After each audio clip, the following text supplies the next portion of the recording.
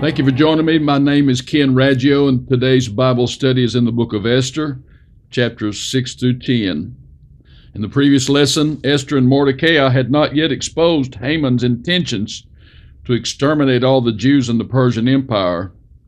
Meanwhile, God kept King Ahasuerus awake at night, and so he called for his servant to read from his diary and discovered that Mordecai had earlier saved the king from an assassination plot, but it had never been rewarded. So the king said, "What can we do to reward this man?" King Ahasuerus asked Haman what he thought should be done for the man in whom the king delighteth to honor. Haman vainly expected that the king wanted to honor him, so he spelled out a lavish public ceremony. The king then shocked Haman. He said, "Do even so to Mordecai the Jew." Esther 6, 11 and 12, Then took Haman the apparel and the horse, and arrayed Mordecai, and brought him on horseback through the street of the city, and proclaimed before him, Thus shall it be done unto the man whom the king delighteth to honor. But Haman hastened to his house, mourning, having his head covered. He was humiliated, and he was furious.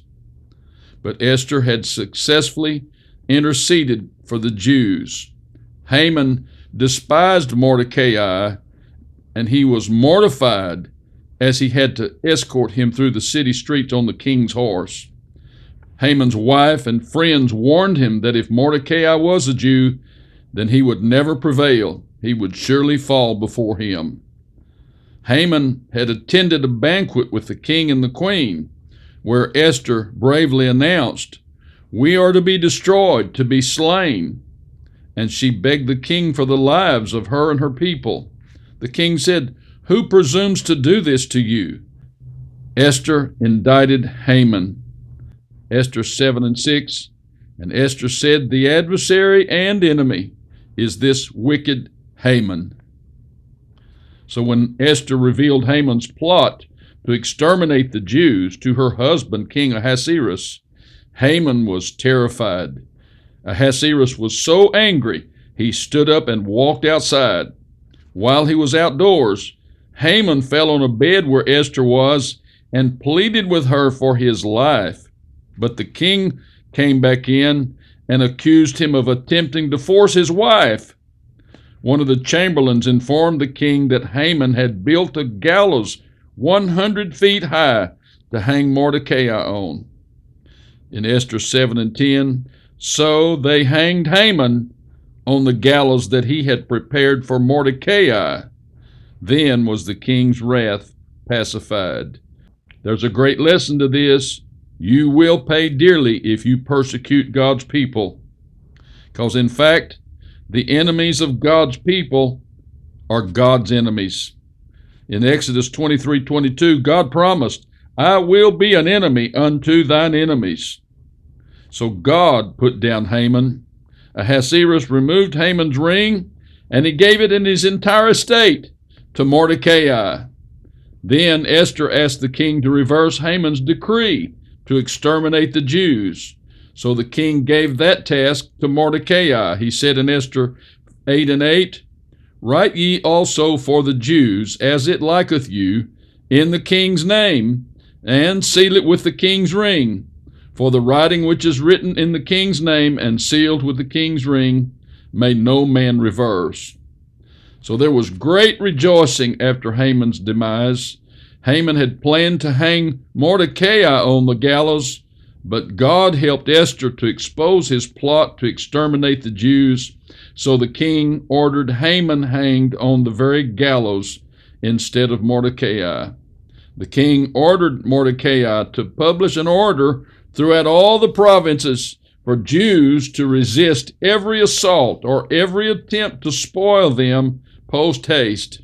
In Esther 8, 16 and 17, so the Jews had light and gladness and joy and honor, and in every province and in every city, whithersoever the king's commandment and his decree came, the Jews had joy and gladness, a feast and a good day. So the king of Persia ended up defending God's people. The Persian law actually forbade Ahasuerus from reversing his own law. Haman's genocide order could not technically be nullified, so to countermand it, Ahasuerus ordered Mordecai to command the Jews to defend themselves. When the Jews mustered, everyone feared them. The Bible said the day that the enemies of the Jews hoped to have power over them, the Jews had rule over them. Esther 9:2, the Jews gathered themselves together in their cities throughout all the provinces of the king Ahasuerus to lay hands on such as sought their hurt, and no man could withstand them, for the fear of them fell on all people. There's a big lesson in this whole story, and that is that great tragedies can be averted by only one intercessor. Mordecai became great in the king's house, and the rulers throughout Persia favored Mordecai and showed favor to all the Jews. Ahasuerus ordered the Jews to fight against anyone who tried to harm them. Their casualties included 10 of Haman's own sons, 500 others inside the palace at Shushan, and 75,000 other enemies nationwide. The Jews had faced extermination in Persia until Mordecai intervened. That's the power of one intercessor. I have a question for you. Will you stand up for God's people? Will you stand in the gap and make up the hedge? Esther 9:5, thus the Jews smote all their enemies with the stroke of the sword, and slaughter and destruction, and did what they would unto those that hated them. This is where we get the Feast of Purim that's celebrated even in modern times. The Feast of Purim celebrated what they called the hidden miracle. After Mordecai and Esther intervened to prevent the genocide of the Jews, and 75,000 of their enemies had died, the Jews celebrated 2 days of feasting and gladness. Since Haman cast lots for the date of their execution, the word lot is also the word pur, P-U-R. So the Jews call the holiday the Feast of Purim, or the Feast of Lots, remembering Haman casting lots. God is never mentioned by name in the book of Esther, but he is called the hidden miracle in their victory. Esther 9:28, these days should be remembered and kept throughout every generation, every family, every province, and every city, and that these days of Purim should not fail from among the Jews. And of course, you know they celebrate that to this day. So Esther and Mordecai ended up ruling in Persia. In the end of the story of Esther, the queen issued a decree that all Jews should celebrate this Feast of Purim throughout every generation. Her decree was written into Persian law. Can I remind you that Persia is modern Iran? Mordecai became the second most powerful man in the Persian Empire, the largest empire in antiquity. You never know how far God might promote you if you do your best. Esther 10:3, for Mordecai the Jew was next unto King Ahasuerus, and great among the Jews, and accepted of the multitude of his brethren, seeking the wealth of his people, and speaking peace to all his seed. Just like Joseph in Pharaoh's kingdom and Daniel in Nebuchadnezzar's, God used Mordecai in the Persian king's palace.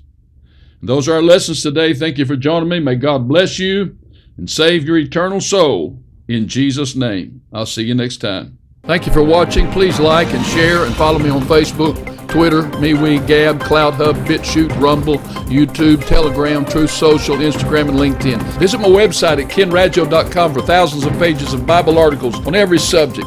Subscribe to receive my daily Bible studies by email. Go to Amazon, search for books by Ken Raggio. You'll see my daily Bible companion, 5,000 lessons almost from every chapter of the Bible, 2-volume set, Old and New Testaments. Get the Daniel prophecies, God's plan for the last days, 726 pages with footnotes, 175 125 photos, one of the most powerful prophecy teachings anywhere. Get the greatest doctrines of the Bible. Get Praying on Purpose, Praying for Results, How Men Prevail with God. Get Long Winding Road, my very personal story. And Treasures of Darkness, How to See the Glory of God in Your Darkest Trials. Click the link below if you want all 9 books for only $125 here in the United States only. And please donate through the link below, and then share these videos with your friends. And I'll see you next time. Good night.